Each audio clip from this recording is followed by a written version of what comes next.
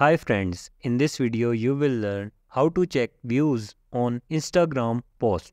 So let's begin the video, and if you haven't subscribed the channel, please subscribe the channel for more informative videos. So let's start the video. First of all, you will open your Instagram application. So here is the home page of your Instagram. So you will simply tap on your profile. So here are the posts you have been posted on your account.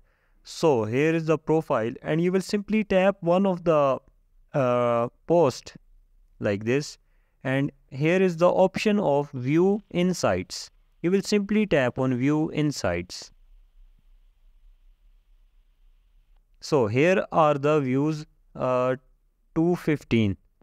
So you can see all the insights here, the reels, interactions, likes, saves, comments, and shares. So this is the simple process of checking the views on Instagram post that you have win how much views on Instagram. So if you like the video, please subscribe the channel for more informative videos. Thank you.